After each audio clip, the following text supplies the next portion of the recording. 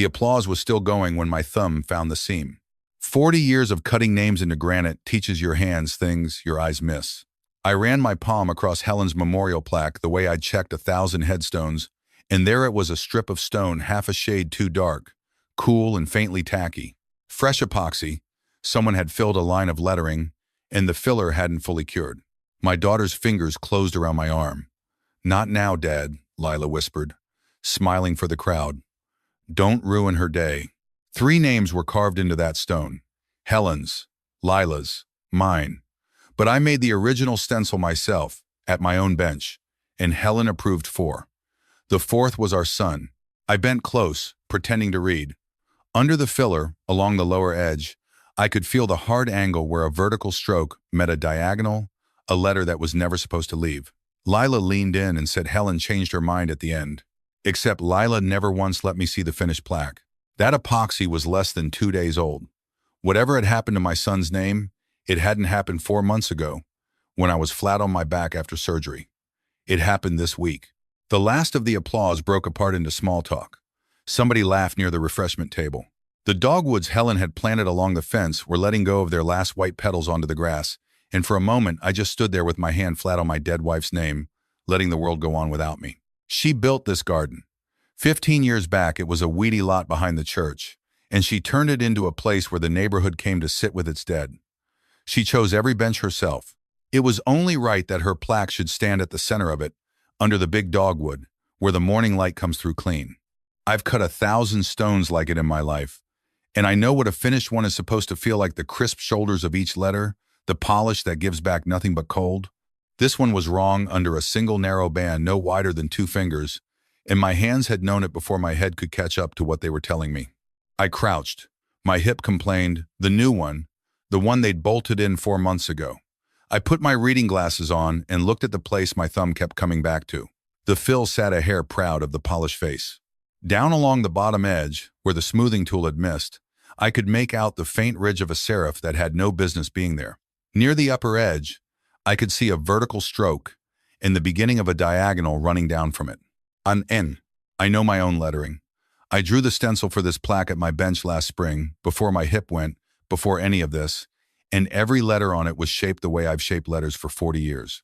Whoever cut this stone cut it from my pattern, and my pattern held 4 names. Somebody had drowned one of them in filler and buffed the grave smooth. Behind me, 2 young men from the monument company were folding the display cloth and coiling the little rope stanchions. One of them reached for the padded blanket they used to wrap a stone for hauling. "Leave it," I said. He looked at me, then past me, to Lila. "We're just tidying up, sir. Miss Mercer asked us to load it after the reception." "Nothing gets wrapped," I said. "Nothing gets moved. Not until I say so." I didn't raise my voice. I've never been a man who raised his voice. But I'd cut half the markers in 3 cemeteries in this county, and those 2 boys had likely learned the trade-holding stencils I'd made. The one with the blanket set it back down. Lila was at my elbow now, close, all perfume and quiet panic. She kept her face turned toward the guests, that composed, lovely face she got from her mother, and she talked without moving her lips much. "Dad, people are watching. Whatever you think you're seeing, this is not the place." "I think I'm seeing a name under that fill," I told her. "I think I'm seeing Noah." Her hand tightened on my arm, and something crossed her face quick, there and gone, like a bird's shadow slipping over the grass. "Blink and you'd miss it." I didn't blink. I caught it, and I put it away without yet knowing what it was. "Noah made his choice," she said. "You know that, we all know that." That was the sentence. The one I'd been handed in one shape or another for 4 solid months, from the hospital bed, to the funeral, to these folding chairs. Noah made his choice. Noah didn't come. Noah couldn't be bothered, not even at the end. And I'd believed it. God help me, I let myself believe it, because I was drugged and stitched and learning to walk again, and it was easier to be angry at a son who wasn't there than to sit up in that bed and ask why. But a man doesn't wait until 2 days before an unveiling to hide a name that was supposedly removed at a dying woman's request. Epoxy skins over in an hour and sets hard in a day, and what I'd touched was still soft at the center. Whoever did it this week. Which meant the name had been on that plaque the whole time Helen was dying through, every single day my daughter spent telling me my son had walked out on us. I got up slow, both hands braced on my knee, and I looked at Lila for what felt like the first time in months. "Tell me exactly what your mother wanted," I said, And then tell me whose hand touched this stone." She didn't answer me there, in front of the committee. She squeezed my hand the way a daughter comforts a grieving father, thanked the two young men, and steered me toward the bench under the crepe myrtle where Helen used to eat her lunch.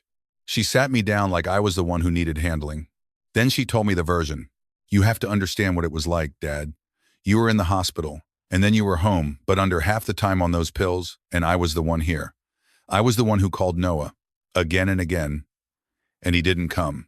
One night, the bad one before the ambulance, I called him 5 times, straight to voicemail. He didn't even come to the funeral. Half the county came to say goodbye to Helen Bell, and her own son couldn't drive across town." She turned her face toward the dogwood. At the end, she told me she didn't want him at the service, didn't want his name spoken. And God forgive me, I honored my mother's wishes. I watched her hands the whole time she talked, steady, manicured for the day, and I thought about the stone. "Then explain the epoxy," I said. She blinked. "What?" "That fill is days old, Lila, not months. If your mother made this call at the end, the shop would have recut the stone clean or made a new one. No monument man alive covers a carved name with filler and leaves it. That's not a correction. That's a thing done fast, by somebody who didn't want it seen." For 1 second, she had nothing. Then she found something. "The shop's been backed up since spring," she said. "I've been after them for months. They finally sent a man last week, before the unveiling. If he cut a corner, you take it up with him, not me." I was burying my mother. I wasn't standing over a stonecutter with a ruler. It was a good answer. Smooth, a little wounded, the kind that makes you feel small for having asked. If I hadn't spent my whole life in that trade, it might have held.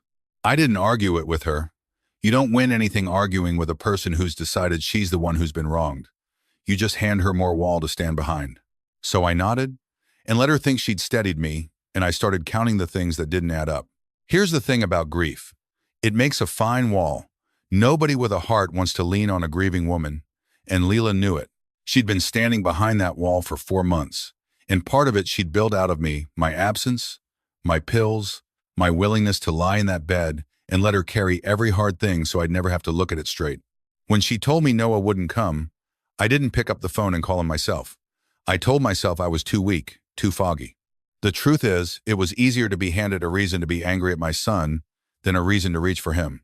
I took the easy grief, and I sat on Helen's bench with the shame of it settling into me, heavier than the granite at my back.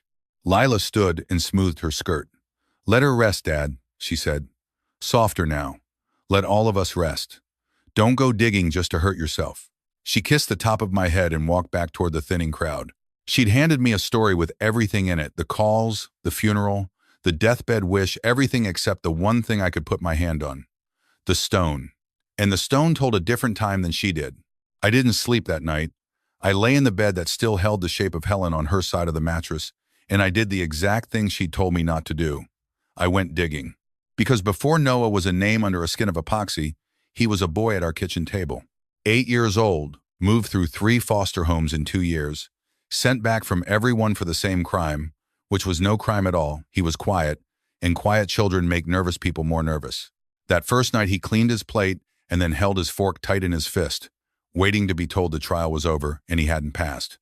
Nobody had ever wanted that boy. Helen wanted him the minute she laid eyes on him. She didn't push him and she didn't crowd him. She just left the porch light burning that night and every night after, so that if he woke in a strange house, he'd know somebody meant for him to stay. The two of them were something together. Helen would be out in the yard with her hands in the dirt, and Noah would appear beside her, the pair of them working a row of beans in that easy quiet some people can share and some never learn. When she cleared the lot behind the church and started the garden, it was Noah who hauled the stone and set the first bench.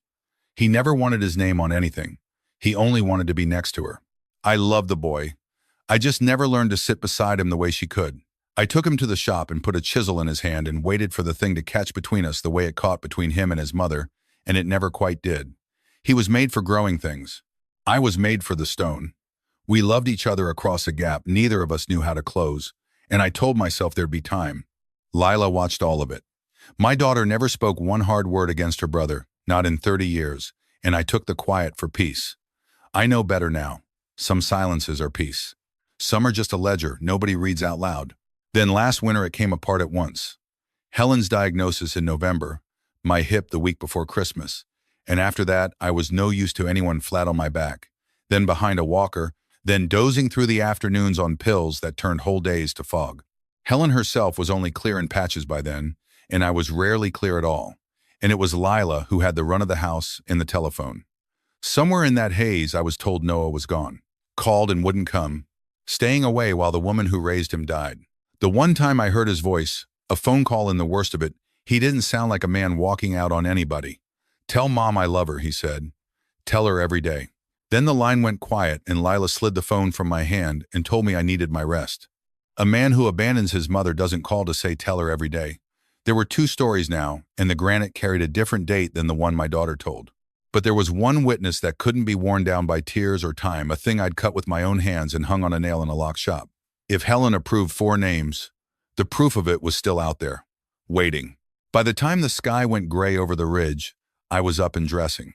Bell Monument Works sits on the county road just past the grain elevator, a low cinder block building with my name still faded across the front. The lock had gone stiff with disuse. When the door finally gave, the smell came out to meet me, stone dust and cutting oil and cold, the smell of my whole working life. I hadn't set foot in the place since before the surgery. The dust lay soft over all of it, the big compressor, the blast cabinet, the long bench where I'd spent more hours than I ever spent in my own front room. The racks of chisels hung exactly where I'd left them, in the order I'd kept them for 40 years. My whole trade, standing patient in the cold, waiting on a man who wasn't coming back to it. The layout stencils hung along the back wall on 10-penny nails, each labeled in my own hand. I went down the row until I found the one I'd marked for Helen's garden stone. I lifted it off the nail with both hands, the way you'd lift something sleeping, and carried it to the window and held it up against the morning. The letters showed clear where the light came through. Cut clean. Every one of them mine. This garden was given in love by Helen Marie Bell, and beneath, smaller and by her family, who tended it beside her husband Arthur, and her children, Lila and Noah. 4 names. Noah exactly where he belonged, between the word children and the end of the line. I remembered making it. Last spring, before any of us knew what was coming, Helen walked out to the shop with a thermos of coffee and sat on the stool by my bench while I laid it out. I started to write son and daughter, and she stopped my hand. "Their names, Arthur," she said. "Lila and Noah. I want whoever reads this in 50 years to know I had 2, and I love them the same. Write their names." She was well that day. She stole a soapstone marker and pretended to sign her name across my bench like a girl carving into a school desk, and she laughed at herself, and the laugh filled the whole cold shop. Inside of a year, she was gone, and I thought about the finished stone under the dogwood. The fill had covered the word and the name Noah and been buffed flat, but whoever did it had left the word children standing. Her children, Lila. Plural, one name beneath it, nobody after. A small wound in the grammar, sitting there in polished granite, where anybody who slowed down could read that a person had gone missing. Still, I made myself sit on that dusty stool and think it through cold, because I could already hear Lila's answer. "That's the old plan, Dad. That's spring. Mom changed her mind at the very end. You cut that stencil months before she was even sick, and she'd have a point." The stencil proved what Helen wanted in the spring. It proved nothing about her last weeks. In the back bedroom, while I lay 3 doors down the hall in a fog and let my own daughter tell me who was and wasn't inside my own house. The only way to close that was to find out what truly happened at the end. Who sat with her, who came, and who was kept away. I laid the stencil flat in the bed of my truck, wrapped in a moving blanket. Because there was a black binder that used to live on Helen's nightstand, the hospice nurses wrote in it every shift, and at the foot of each page, in their careful hand, the names of everyone who'd been present. I hadn't seen it since the week she passed, but I owned the house it sat in, and I knew exactly who had carried it out. The binder was gone. Nothing on Helen's nightstand but a water ring and her Bible. The cedar box on the closet shelf had already been gone through, I could tell, because Helen kept it neat as a church pew, and now the contents sat shoved in crooked. I remembered Lila in the days after the funeral, telling me she'd take Mom's papers home to sort so I wouldn't have to. To spare me. Every last thing, it turned out, had been carried off to spare me. So I couldn't hold the binder, but I remembered the name printed across the front of it, Cumberland Home Hospice. I'm the executor of Helen's estate. She arranged that herself, years back, when she was well, so her records were mine to ask for. I gave the woman at the desk my license and Helen's death certificate signed their form, and told her I wanted the complete care record. Every visit note, every shift. Something in the way I said it sent her to the copier right then. I sat in that waiting room the better part of 2 hours with my hat in my hands, the coffee maker gurgling in the corner, and a box of tissues set within reach of every chair, the way there always is in a place like that. When she brought the stack out, it was still warm from the machine, heavy as a phone book. I drove it home and spread it across the kitchen table, the same table where a boy had once held his fork like it might be taken from him. Then I started to read. The early pages were the ordinary machinery of dying. Blood pressure, morphine, and the times of it. Repositioned patient, and in nearly every daytime note, the same 3 words. Daughter present. I'll give Lila that much. She sat with her mother through the long afternoons, and that part was real. But it was the night notes that stopped my hand. The night nurses wrote less and saw more. Starting in late January, a line began to repeat in 3 or 4 different hands as the shifts turned over, always after the daytime entries had closed out. Daughter departed 9:40. Son arrived shortly after. Patient calmer with him here. I read it twice. Then I turned the page. Son at bedside through the night. Read to her. Another patient anxious until her boy came, settled once he held her hand. Another son helped with the turning and the mouth care, stayed till near dawn, asked us not to wake the daughter. Asked us not to wake the daughter. I read that one 3 times over. My son, on his knees in the dark beside his dying mother, doing the tenderest work a person can do for another, and spending a thought at the end of it on making sure the sister who'd caged him got her sleep. I had to take my glasses off and lay the page face down on the table a minute before I could go on. I got a pencil. Because I'm a man who has to count a thing to believe it, 40 years of measuring twice before the cut. I went back to late January and worked forward through the last day, and every night the record put him in that house, I made one small mark in the margin. When I reached the final page, I counted the marks. 31.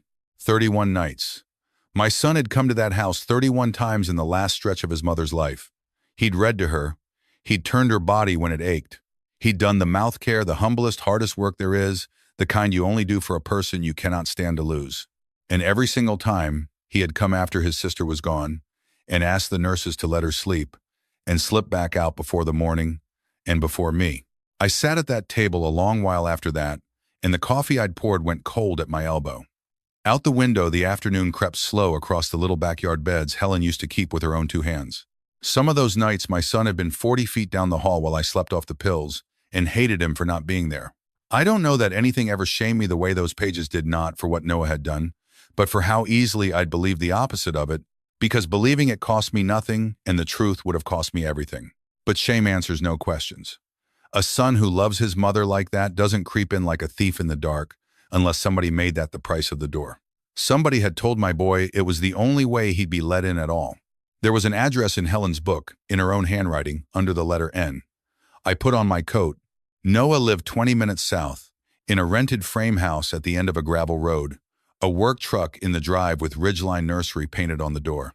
Even in the failing light, I could see the yard raised beds, a little greenhouse, tomatoes staked in straight soldier rows. He'd made a green place out of a hardpan lot. Of course he had. I sat in my truck a minute longer than I'm proud of. Then I made myself walk up and knock. When the door opened, my son looked at me the way you look at weather you thought had already passed. Dirt worked into his knuckles. Gray coming in at his temples that I hadn't earned the right to watch arrive. Dad, he said finally. Flat.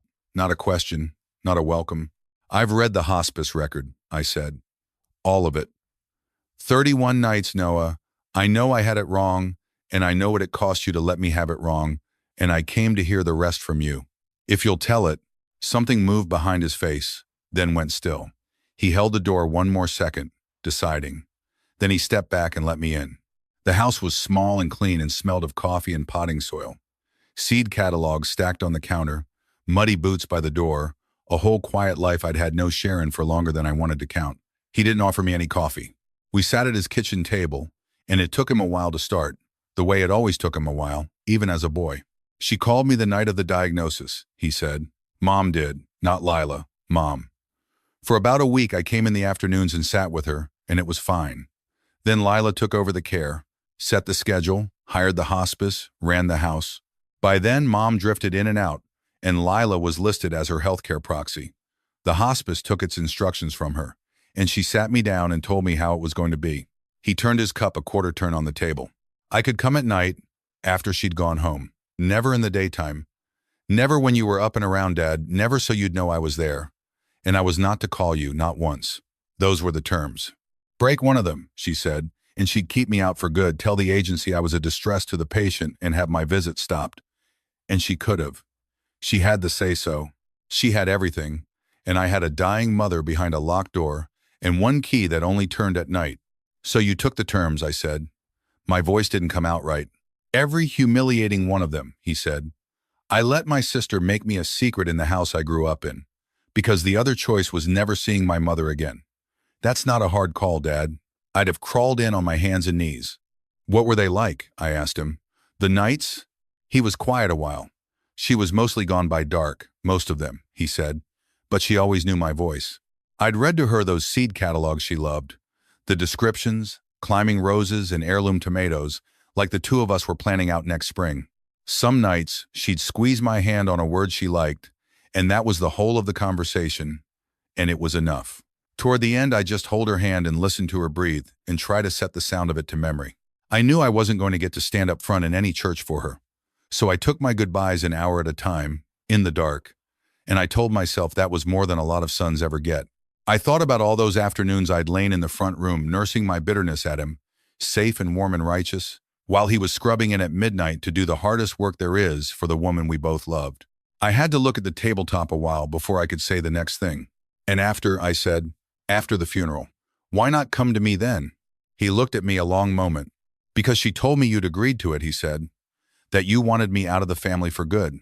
That you couldn't stand the sight of me, and that if I turned up, it would set your heart racing and land you back in the hospital. She said the kindest thing I could do for you was disappear and let you heal. So I did. 4 months. I thought I was staying gone for your sake. I've spent my whole life carving the right words onto stone for other people's grief, and I couldn't find one for my own. I'm sorry, I said. It's not enough, I know that, but I never called you because I let her tell me you wouldn't answer, and I was too willing to believe it. I'll carry that the rest of my life. He didn't tell me it was all right. I was glad of that, in a strange way. A quick forgiveness would have meant he'd given up expecting anything of me a long time back, and there'd be more grief in that than in his silence. He just let the apology sit on the table where it belonged, and neither one of us reached to tidy it away. Noah looked at his hands. Then he said the thing that took the floor out from under me. She knew, he said. Mom knew what Lila might do, at the end. She got scared Lila would try to erase me once she was gone. So one night she had me prop her up, and she made Lila bring the plaque proof to the bed, and she signed it right there in front of me, both hands on the pen. She said, "There, it's done.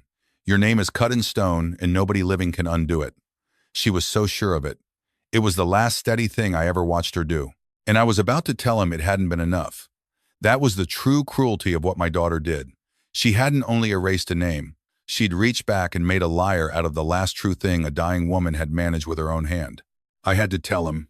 "Noah," I said, "yesterday was the unveiling. Your name was cut into that stone, exactly like she wanted. And 2 days before it, somebody filled it with epoxy and buffed it smooth, and then stood in front of the whole town while they clapped for it." For a long moment, my son didn't move. He didn't shout.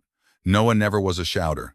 He set his cup down very carefully, like it had gotten heavy, and looked at the wall a while, and when he spoke, his voice had gone rough. "The last thing she did with her own hand," he said, "and my sister reached down past the grave to undo it."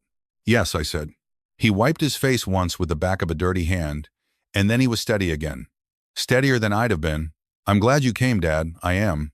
But I made my peace a long time ago by not counting on this family, and I'm not going to unmake it in one night because you finally read a piece of paper.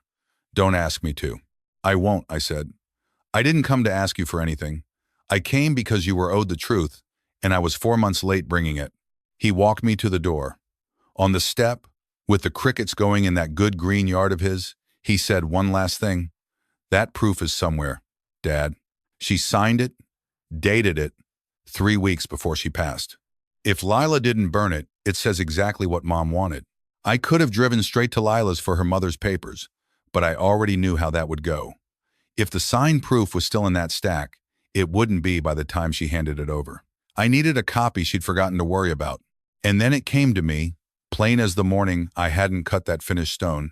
Somebody had run my stencil and Helen's proof through their shop, And any shop worth the name keeps the customer's signed proof in the job file for their own protection, so that years on, when a family swears the stone came out wrong, they can lay the paper down and point to the signature. There was only one shop in the county Lila would have trusted with her mother's stone, and I'd trained the man who ran it. Dale Tate had swept my floors as a boy of 16 and left me 20 years later knowing the trade cold. When I came through his door, he stood up so fast he knocked his chair over, came around the counter, took my hand in both of his, and told me how sorry he was about Miss Helen. He meant every word, and it undid me a little. Kindness will do that when you've spent 2 days braced against the opposite. I need to see the file, Dale, I said. The garden stone. Helen's. Something crossed his face, and I understood he'd been carrying a bad feeling of his own. He brought out a manila folder gone soft at the corners, set it on the counter between us, and let me open it myself. The proof was right on top. My layout, all 4 names, and across the bottom, in the space every shop leaves for it approved by, a date, and a signature. The 9th of March.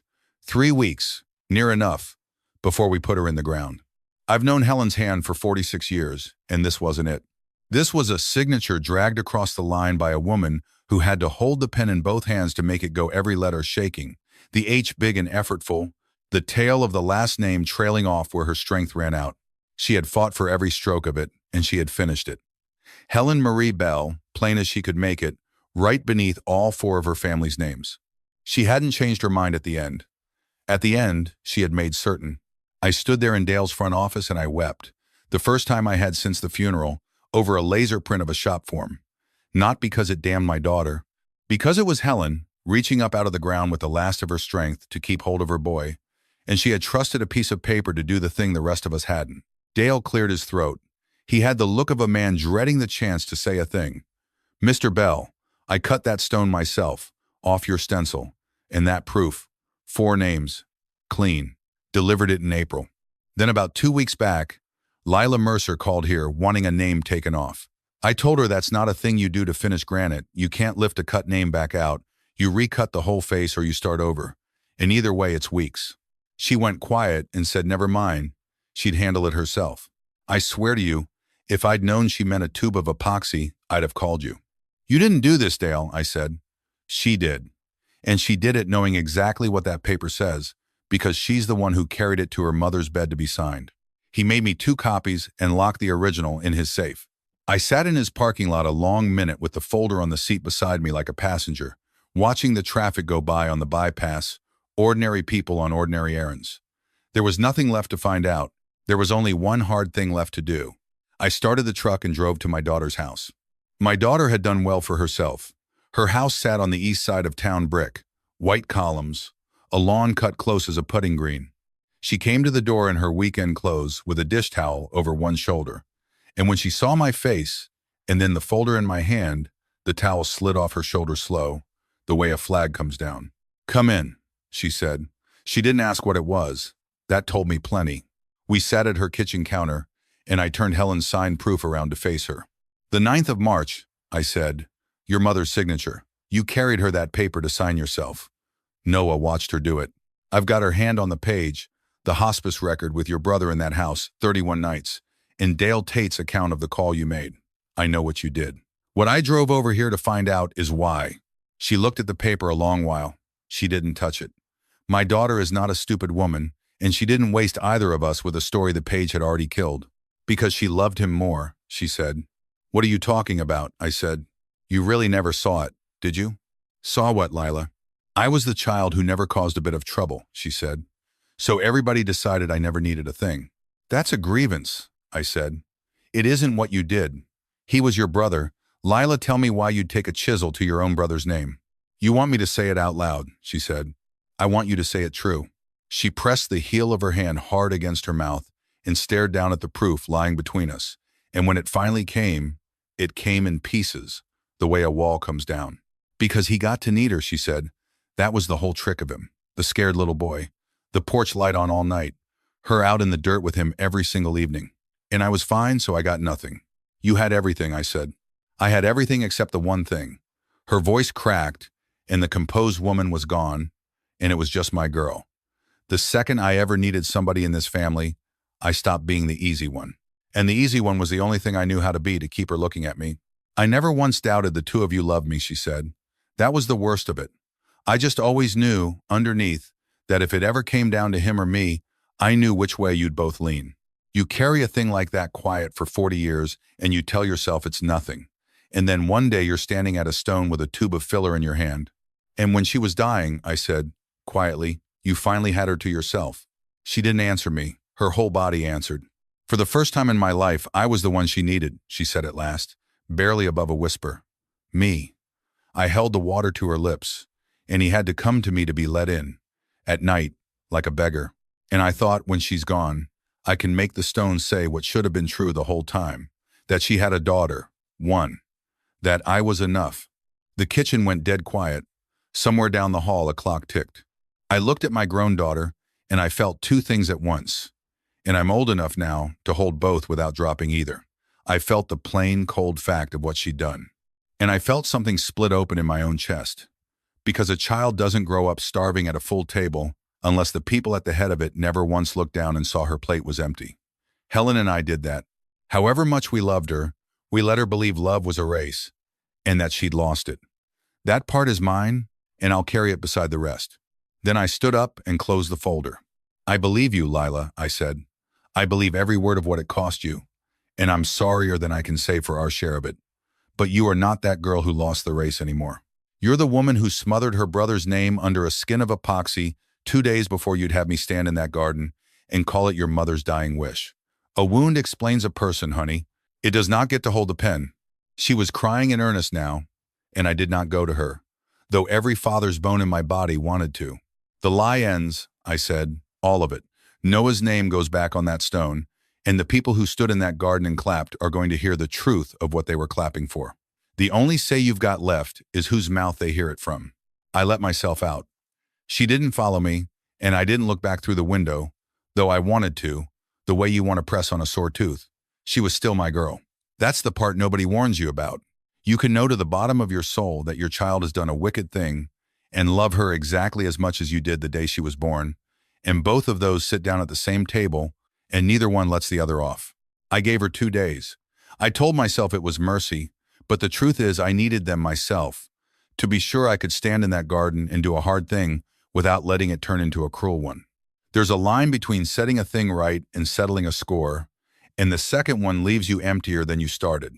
Helen's committee was 7 people, neighbors who'd planted bulbs with my wife and painted the benches and argued with her about mulch like it mattered, which to her it did.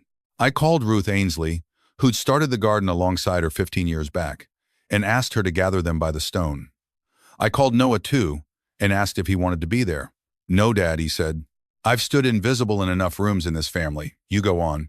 So it was the 7 of them, and Lila, and me, on a bright evening with the dogwoods gone green for summer and the light going long and gold across the beds. I'd told Lila she would speak first. She stood beside the plaque she'd unveiled with such pride only days earlier and began carefully, her words rehearsed. Grief does things to a person. I wasn't in my right mind those last weeks. Lila, I said, not hard. The way you'd catch somebody's elbow at the top of a stair. That's not the true part. Start there. She looked at me and understood I would not let her hand these people a gentler story than the one she'd handed me. And something in her let go. I took Noah's name off my mother's stone, she said. My mother never asked me to. She signed the final proof with his name on it, and he came to care for her 31 nights. I made him come after dark so no one would know. Then I covered his name and lied about why it was gone. I did it because I was jealous of my brother, not because it was my mother's wish. Nobody spoke for a while. A mourning dove called somewhere behind the fence. 7 faces I'd known for years, and not one of them could look straight at her, and not one could quite look away. Ruth found words first. She'd known Helen 40 years, and her eyes were wet. I don't know what to do with that, Lila, she said. I truly don't. But I don't believe your mother would want us making a public ruin of you. She wouldn't, I said, and we won't. This does not leave the fence as gossip. Nobody calls anybody. It was a family's wound, and it heals like one or it doesn't heal at all. What had to happen tonight was that the people who were lied to heard the truth. That's done. Then I turned to my daughter. The rest is on you, I said. Whether you ever get any of it back, your brother, some peace, the right to stand in this garden without your face going hot, the 7 of us don't get to vote on that. You earn it, one day at a time, for years, and not one soul here owes you a shortcut." She nodded, still crying, but quiet now, the kind that comes when a person finally sets down a weight they've carried so long they forgot it wasn't part of them. The committee drifted off in twos and threes, touching the plaque as they passed the way you touch a thing to tell it you're sorry. And then it was just me, and the stone, and the long evening light, with one thing left that I wanted to do. But not alone. Noah came. I asked him plain, back on his porch that same evening. No folder in my hand this time, and nothing to prove. "I'm going to bring your name up out of that stone tonight," I said. "I'd rather not do it alone."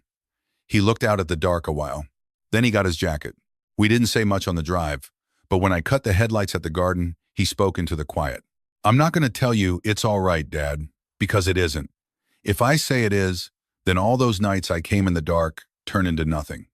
I'll come around, Sundays maybe. I'll pick up when you call. But I'm not walking back in like the last 4 months never happened. And I'm not going to hug my sister and call us even. If she wants to be my family again, she can show me, small, over a long time, and I'll see." "That'll do," I said. "That's more than I've earned."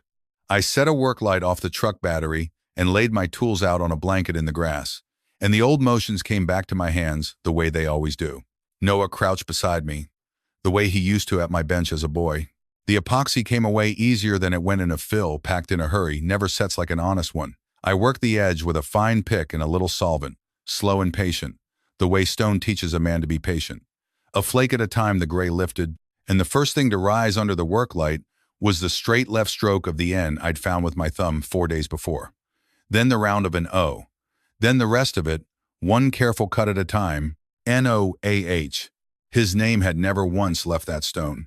It had only been buried, cut clean and whole the entire while, no matter what the world had been made to believe. I brushed the cuts clean, mixed the black they used to make lettering stand up off a stone so you can read it from the path, and held the brush out to my son. "You finish it," I said. "It's your name." His hand was steadier than mine. He filled each letter slow, and neither of us said a word while he worked. There are things a man can't say to a son across that many years of distance, and I found that night that sometimes the most you can do is kneel there and hold the light while he writes his own name back into the family. When he sat back on his heels, we looked at it together in the work light. Helen Marie Bell, and under her, all 4 of them whole again. Her husband Arthur, her children, Lila and Noah. Plural, both names beneath it, exactly the way she'd fought to have it. We stayed out there a long while after, the 2 of us, not saying much. I made us coffee off the little camp burner I keep behind the truck seat, and we drank it sitting on Helen's bench, looking at the stone in the last of the work light. It wasn't forgiveness. He told me plain it wasn't, and I believed him. But it was the closest the 2 of us had sat to one another in more years than I care to count, and for that one night, under that one dogwood, it was enough to go on with. Lila came to the garden the next morning. I hadn't asked her to. She stood at the gate a while, looking at her brother's name gone black and plain in the sun, and then she brought her gloves in and knelt in her mother's beds and began pulling the weeds that had come up while we were all busy tearing each other apart. She's there most mornings now. Noah hasn't come on a morning she's there. Not yet. I've quit trying to name every silence in this family. Some of them are just the sound of people doing slow work. She leaves a thermos on the bench some mornings, 2 cups set out beside it, though her brother has never once been there to drink the second. I haven't told her to stop. Maybe that's foolish in an old man. Maybe the empty second cup, sitting out in the morning cool, is the only kind of hope I've got left to hand either of my children. I won't tell you it's mended, because it isn't. My son may let us back in by inches, or he may decide one Sunday that inches are more than we've got coming, and I'd understand it if he did. She doesn't get him back for getting caught. She gets him back the slow way, if she gets him back at all. So, I'll leave you with the question I turn over out here every evening. Could you forgive a daughter who did what mine did, or did my son make the right choice, keeping his distance until she earns her way home? Then I do the last thing I do every night before I go. I lay my hand flat over all 4 of their names and hold it there until the granite takes the warmth off my palm. It's the one thing I've still got to give her, that bit of warmth, and the stone takes it every time and hands nothing back, and I do it anyway. Then I switch off the work light and leave the garden gate standing open behind me in case my son wants to come in the daylight now. Now that there's nothing left in this family for him to hide from.